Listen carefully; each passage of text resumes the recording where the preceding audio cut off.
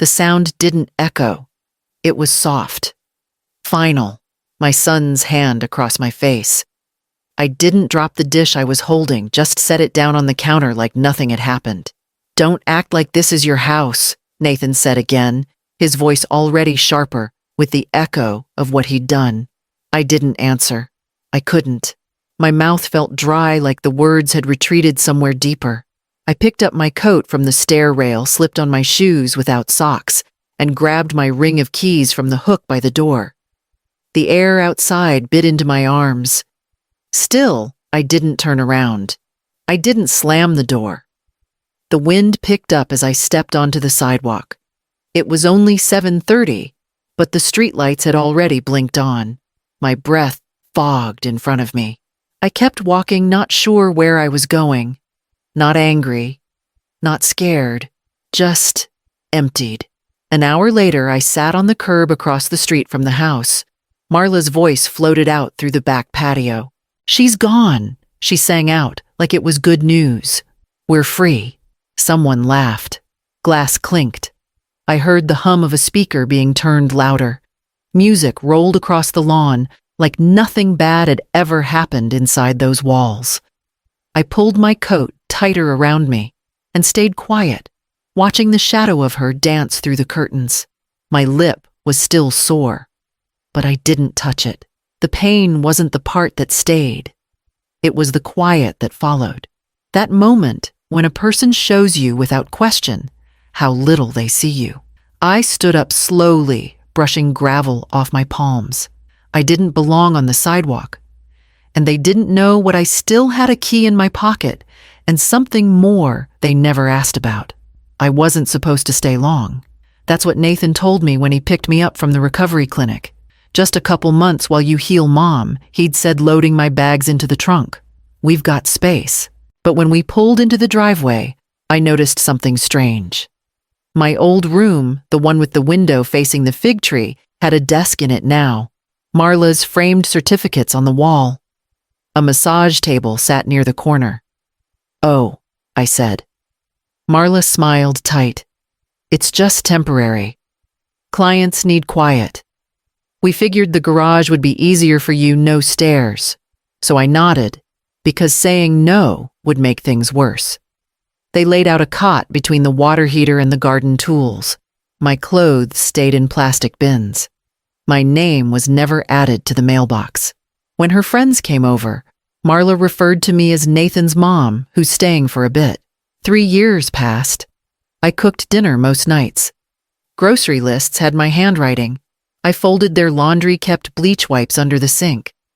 On her birthdays, I baked. On his, I paid for dinner. After my second follow-up appointment, I asked if I could move into the guest room. The couch hurt my hip. Nathan looked at Marla. She gave that same smile.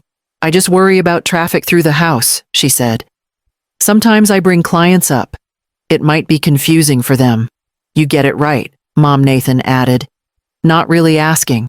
So I went back to the garage and didn't ask again. I kept a heating pad plugged in by the tool rack. I stopped using the upstairs bathroom. I ate last. At night when I couldn't sleep, I stared at the garage ceiling and tried to remember what the house smelled like before they moved in. My husband had once sanded those baseboards by hand. And in a drawer under my cot, I kept one envelope they didn't know about, containing a copy of a deed they never once asked me to sign. Dean always said, "Be generous with your love, but not with your name on paper." He handled the big things, insurance, titles, taxes, and I handled the everyday.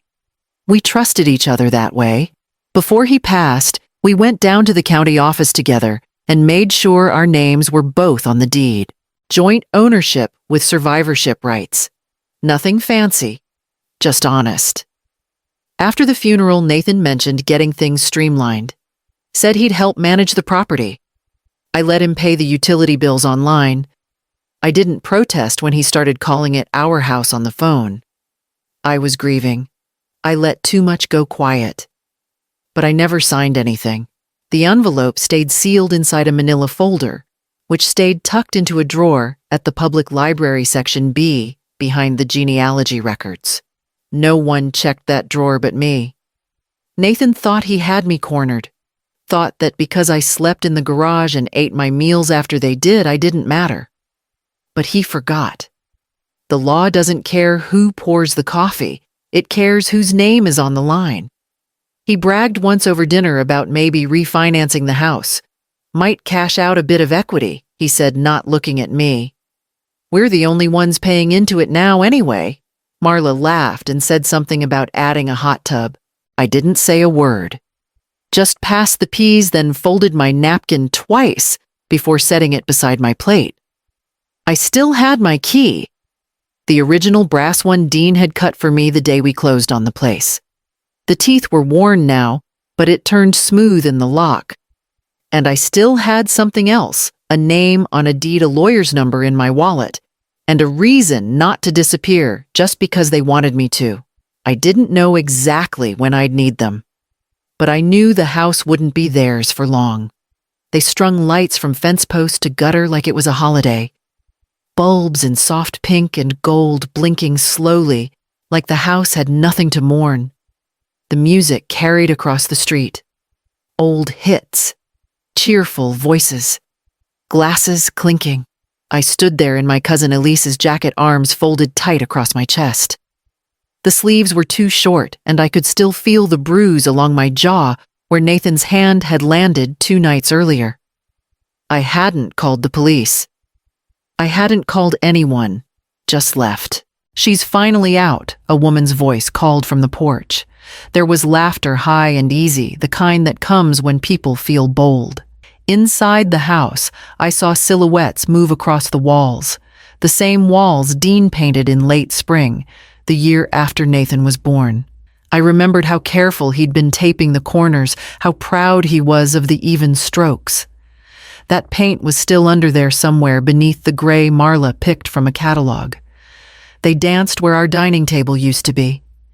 They toasted in front of the fireplace where Dean and I once laid stockings for our son. Someone passed around cupcakes. I recognized the tray mine. I shifted my weight, the gravel pressing into the soles of my shoes. A light drizzle started up, misting the lenses of my glasses. I didn't move. No one noticed me. No one came out to ask why I was standing there. They thought I was gone for good. Maybe that I'd finally snapped and wandered off for real. But I still had the key. The one I'd never returned, never duplicated. And in my cousin's glove compartment sat something heavier than that brass, a padded envelope stamped and sealed, bearing Nathan's full name and a file number in black ink. The party would end. The lights would dim, and when they did, I'd be ready to open the door, just not the one they expected. I waited until Monday morning, just after 9, when I knew the phones would be on and people would be sitting behind desks with coffee still warm. Dylan Banks picked up on the second ring. His voice hadn't changed much since choir rehearsals, only now it carried more certainty than nerves. "Aunt Odessa," he said, "tell me everything." I did. Quietly, just the facts. No anger, no tears. He didn't interrupt once. "That house isn't theirs," he said when I finished. "Not legally, not even close." He'd passed the bar in April and joined a small firm in Mesa. But Dylan had always been smart, knew how to speak clearly, how to listen harder. He told me I still held equity, and the eviction, if you could even call it that, was unlawful, especially with a name still printed in ink on the deed. He filed the paperwork the same day. The first letter was gentle. It explained my status, laid out the boundaries. Suggested we settle it quietly. Nathan didn't respond. The second letter had more edge, a formal warning about wrongful exclusion from jointly owned property. Marla replied with an email that said she left on her own. Dylan flagged it as useful. The third letter was different. It didn't ask. It told. A certified copy sent by courier. Inside, a notice of legal intent to pursue full enforcement of ownership rights unless they vacated the property by the listed date. 30 days from delivery. I signed every form, listened to every word. They won't expect this, Dylan said, before hanging up, but they should have. I folded the original deed back into its envelope, tucked it behind the photo of Dean in my wallet, and marked the date on my calendar in red ink. Marla was planning a weekend getaway to Santa Fe. Nathan was asking around about home renovation loans, and I was waiting with nothing more to lose and everything I'd ever built still written in my name. The music was so loud I could feel it in the pavement. The bass rattled the windows, and someone had dragged a speaker out onto the patio. I recognized the playlist, Marla's Girls' Night Mix, heavy on auto-tune and expensive vowels. I waited until sunset, just long enough for the party to reach that careless hum. Laughter spilled from the backyard. A man I didn't recognize wandered through the front yard holding a half-full glass and said, "Cheers to no one in particular." I didn't knock. I used the old brass key. It stuck for a second, maybe the humidity, but then it turned. I stepped inside, closing the door gently behind me. The house was warm, full of music, full of light. The living room had been cleared for dancing. Empty bottles lined the windowsill. There was confetti stuck to the side table. Someone had brought a dog. It barked once and kept chewing on a throw pillow. No one saw me. I walked to the garage where the breaker panel still sat behind the pegboard of tools. I flipped the master switch. The lights dropped. The music cut off mid-beat. There was a scream, then glass shattering. Someone swore. Someone else called for Marla. In the silence, I heard my own heartbeat, calm and steady. I walked back into the kitchen and turned on the flashlight I'd brought. It swept across confused faces, blinking eyes. Marla was standing near the fridge in a glittery top barefoot, holding a lime wedge. "Nathan," she called, then saw me.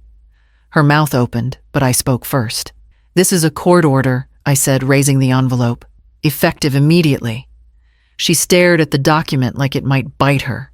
Nathan pushed through the crowd a moment later, red-faced and breathless. I handed him the second copy. They said nothing.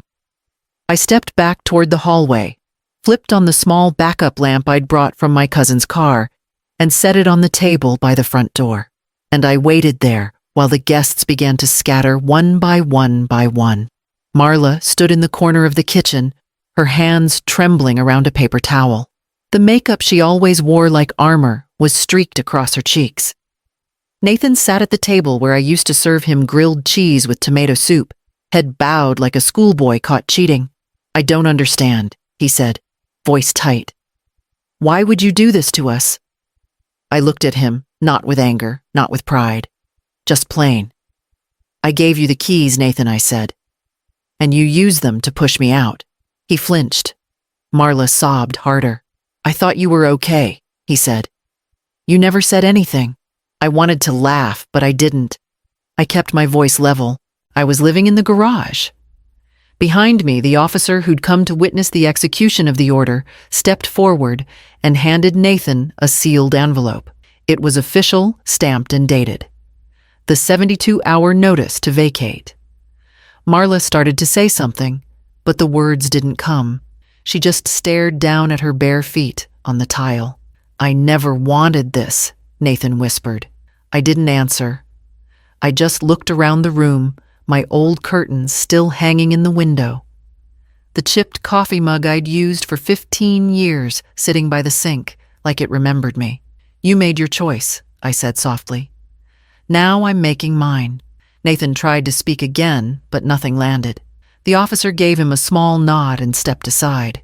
I walked past them, past the dim living room still littered with party streamers, and opened the front door. It was late, and the porch light flickered the way it always had. Outside, I could hear the wind stirring the grass. I stepped out, leaving them behind, and let the screen door close on its own. By Monday morning, the house was still. The kind of stillness that comes after a storm, not silence, but relief. I walked through each room with a notepad and a screwdriver. First, I changed the locks, front door, side door, back. Then I opened every window, let the cold morning air sweep out the perfume, the liquor, the perfume of people who'd pretended I didn't exist. I lit a candle lavender and something else I couldn't name and set it on the kitchen counter while I scrubbed the wine out of the grout near the sink. Someone had spilled into the baseboards. I got down on my knees and wiped it clean with vinegar and soap. In the cabinet below, behind a chipped mixing bowl and a half-melted spatula, I found one of my old pie pans, the blue one with the dented rim. I held it in both hands, then ran my thumb across the edge. It still had the faint scent of buttercrust. I set it aside for later.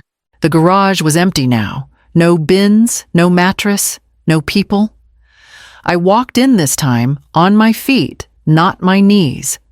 I didn't avoid the shadows. I didn't flinch at the smell of motor oil. The folding cot leaned against the far wall, stripped bare. I carried it out with both hands, 1 foot, guiding the door open.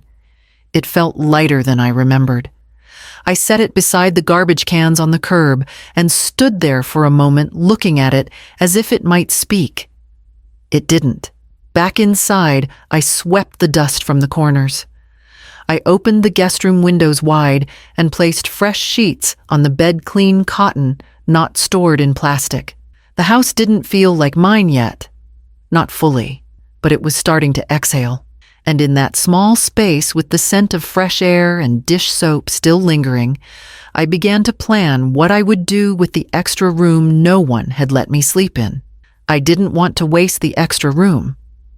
Not after all the nights I'd stared at its closed door, listening to laughter on the other side. So I cleaned it, cleared it, and gave it a purpose no one else had ever offered me shelter. I didn't call it a charity.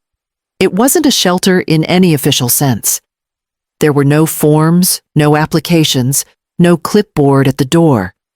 Just a space with clean towels. Soft light, a window that opened, and a lock that only worked from the inside. The first knock came on a Thursday. Her name was Tasha. She'd gotten my name from Elise, who taught Sunday school, and knew to keep her voice low when asking the important questions. I opened the door and saw a woman in a hoodie, 2 sizes too big, holding a grocery bag like it held everything she owned. "I just need a few nights," she said. I didn't ask from what. I didn't ask who. I just stepped aside and handed her the extra key. "The bathroom's at the end of the hall," I said. "The window sticks sometimes, but it opens if you tap the left side." She nodded already, looking around like she didn't believe it was real. That night, I made soup, nothing fancy, just potatoes and corn and the kind of broth that fills a room. I left a bowl on the kitchen table and didn't wait to see if she'd eat it. By morning, the bowl was empty, rinsed, and placed upside down in the drying rack. Tasha stayed 5 days. We didn't talk much. She left a thank you note folded in half under the pie pan I'd used for breakfast. I kept it, but never wrote back. That room stayed ready just in case someone else knocked. And for the first time in a long while, the house felt like it was doing something good, something right. The following week, I opened the mailbox and found a letter in Nathan's handwriting. It came on a Wednesday, tucked between a grocery flyer and a utility bill. The envelope had no return address, but I knew the handwriting. His letters still leaned to the left like they were afraid to take up space. I sat at the kitchen table, the one with the small crack near the center, and opened it with the same paring knife I'd used to cut apples for him when he was small. The letter was short. He said he was sorry. He said he didn't recognize the man he'd become, said that the night he hit me, something broke in him too, and he hadn't known how to fix it. He said Marla had left, and he didn't blame her. He said he was in therapy, trying to figure out where it all went wrong. He said he missed how I used to hum while folding laundry. He said he hoped I was warm. I read it once. Slowly. No tears. No anger. Just the same quiet I'd been sitting with since I reclaimed my name. Then I folded it in half, pressed the crease flat, and placed it behind the old clock on the mantel, right where Dean used to keep spare change and notes to himself. I didn't write back. That night, I opened the window in my bedroom and let the air move through the house. No voices, no doors slamming. Just the soft tick of the clock and the hum of something healing. I lay in bed and listened to the stillness. Outside, the wind rustled the branches. Inside the walls no longer held the echoes of what they said or didn't say. And for the first time in years, I didn't dream of being forgotten.